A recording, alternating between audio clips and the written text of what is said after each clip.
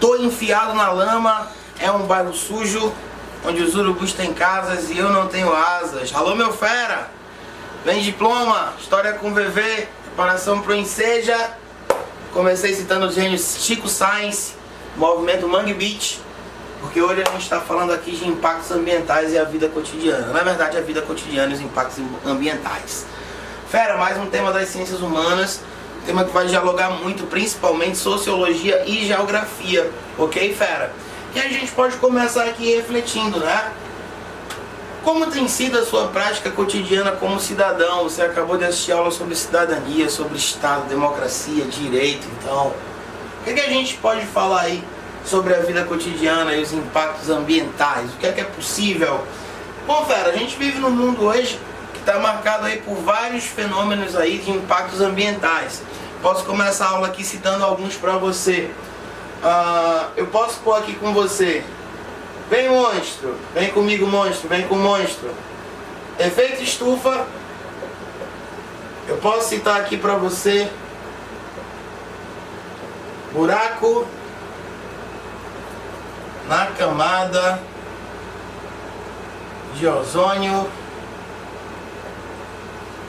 E eu posso citar aqui para você um que está bem alto, chamado aquecimento global. Bem, é muito comum que a gente encontre a grande mídia responsabilizando pelos impactos ambientais. A gente até falou um pouquinho sobre isso numa das nossas aulas de ontem. Você pode estar assistindo hoje, pode assistir amanhã, enfim, né? O vídeo está aí numa boa para a posteridade. Sobre o próprio crime ambiental lá em Mariana, Minas Gerais. E aí, a minha pergunta para começar é a seguinte. Obviamente a gente vive numa sociedade consumista, inserida no capitalismo, inserida na industrialização. Então a gente tem nossos carros aí, né? Estão sempre aí emitindo CO2, estão sempre aí ajudando o meio ambiente a se arrebentar.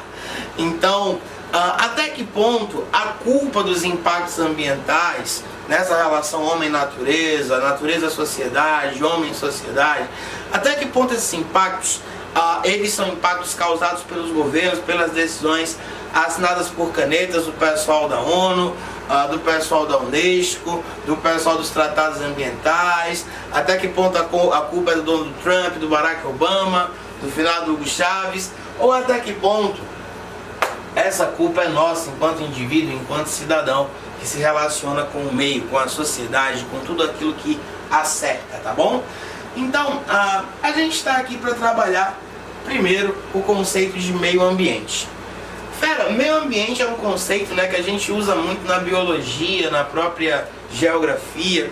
Então você pensa, meio ambiente tem a ver com hábitats dos animais. E aí você esquece animal, que você também é um animal. Você esquece animal, que o homem também é um animal. Então, eu tô aqui com você para te lembrar isso. O meio ambiente faz uma referência ao meio onde o animal vive. Se a gente fala de um animal que pensa, um animal racional, como diria o Descartes, penso, logo existo, a gente vai estar lá com o ser humano sendo enxergado também como parte dessa relação com o meio ambiente.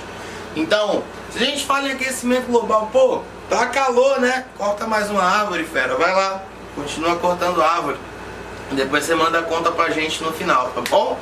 Então, a gente pode entrar aqui com temas transversais como desenvolvimento sustentável, que seria você desenvolver a sociedade tecnologicamente, produtivamente, mas sem esquecer dessa participação aí do homem nesse processo de influência, tá bom?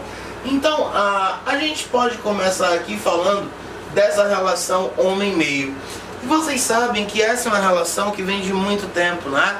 A gente poderia citar aqui para você que tudo aquilo que o homem faz para o meio vai voltar para ele em forma de impacto.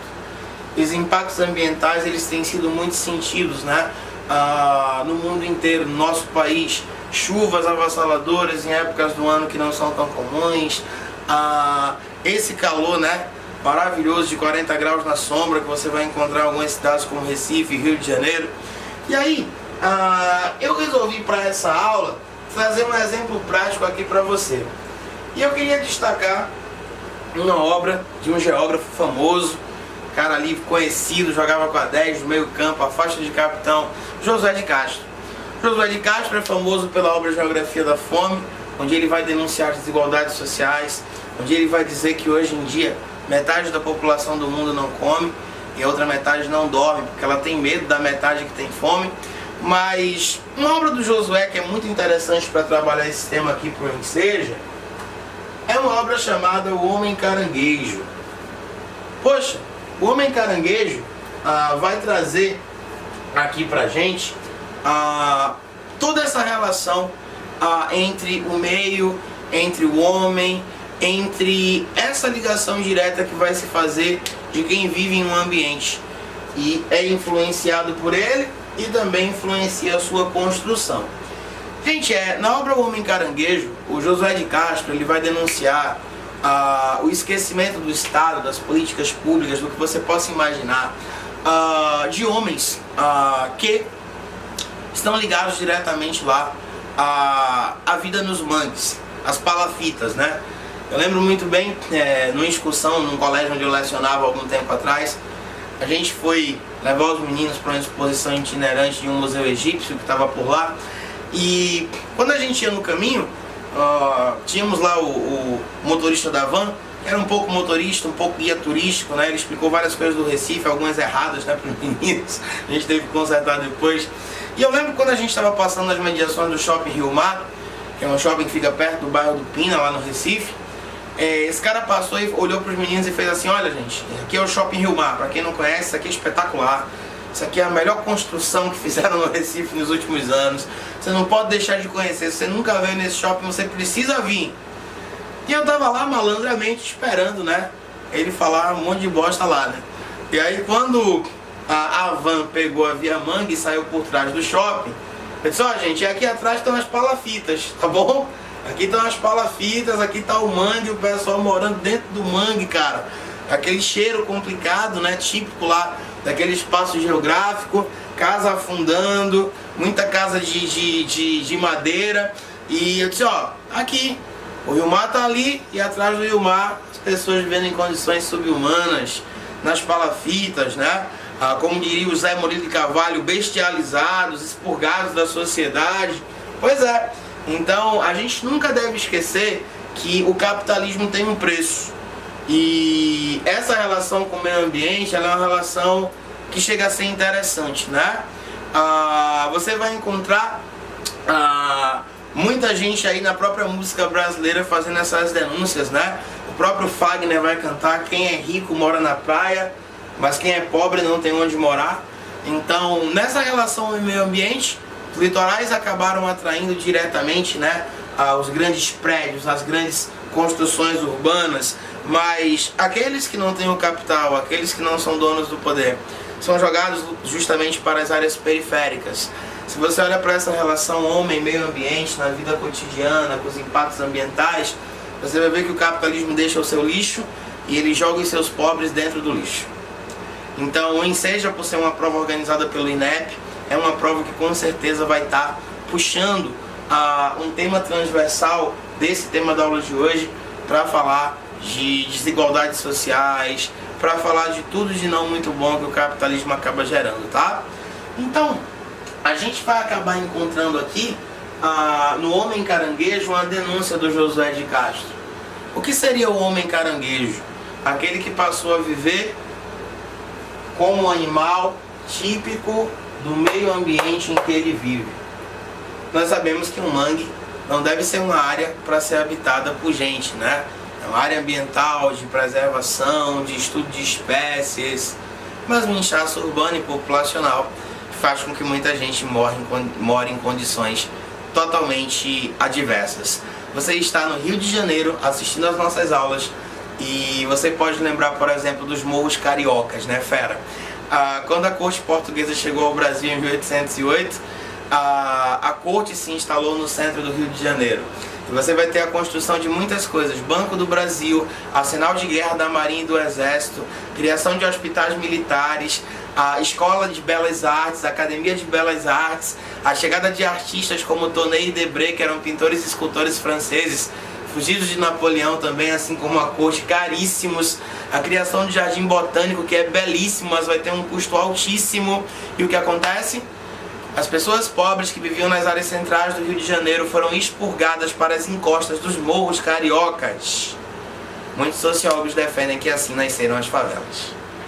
Então, quando você olha lá para o morrão, aquela coisa bonita, e você encontra aquelas habitações duplex, triplex, quadriplex, você olha para cima e pensa, nossa, que lindo, mas você fica assustado pensando que se aquilo não foi construído num local adequado, se o meio ambiente não foi adequado, aquilo pode ser uma moradia perigosa. Vamos falar de uma coisa triste, vocês são cariocas, mas não só os cariocas, mas também o pessoal de Recife que nos assiste, do Recife, de outras localidades, da Paraíba também. Vocês vão lembrar que de 2010 para 2011 aconteceu uma grande tragédia aqui no Rio de Janeiro, que foi o desabamento do Morro do Bumba. E muita gente, nossa, o Morro do Bumba desabou, muita gente morreu. Pô, cara, tá bom, né? Mas por que o Morro do Bumba desabou? Por conta da relação vida cotidiana e impacto ambiental. Por conta do passado da relação entre o homem e o meio. Vamos lá, meu fera. Vamos falar sobre ditadura militar. Vocês sabiam para que serviu o Morro do Bumba no Rio de Janeiro, que então era a nossa capital? Na verdade, a Brasília já havia sido construída, mas o Rio foi capital durante muitos anos antes da construção de Brasília. Vocês sabem para que serviu o Morro do Bumba durante o regime militar? Ele servia para desova de corpos. Muitas vezes as pessoas que eram mortas a mando dos ditadores, elas eram enterradas. Na verdade, elas eram jogadas lá no Morro do Bumba. Era uma forma de desovar os corpos para que eles não aparecessem, né? E o que acontece? No pós-ditadura, o que é que o governo permite? Ele permite que as pessoas habitem o Morro do Bumba. Você não precisa ser um gênio da geografia para imaginar que vai dar merda, né? É um pouco óbvio. Você pega lá uma área com um monte de corpo, você joga areia em cima desses corpos e depois você constrói casa em cima. O que aconteceu? Quando a chuva apertou, o Morro do Bumba desabou. Então, fera, o enseja nessa relação homem-meio ambiente, impactos ambientais e vida cotidiana, vai tentar lembrar para você que a culpa também é sua, que a culpa também é nossa enquanto cidadão, enquanto sociedade civil, tá? E aí, eu vou lembrar, quem tem pensado por você, quanto custa o capitalismo? O capitalismo é um sistema que funcionou muito fortemente. O grande problema é que ele cobra um preço altíssimo. Um desses preços é a desigualdade social, que acaba descambando também, desembocando dos impactos ambientais, tá bom? Nós somos o Vem Diploma e você vai passar no ensejo, amém? Amém, né? Até a próxima.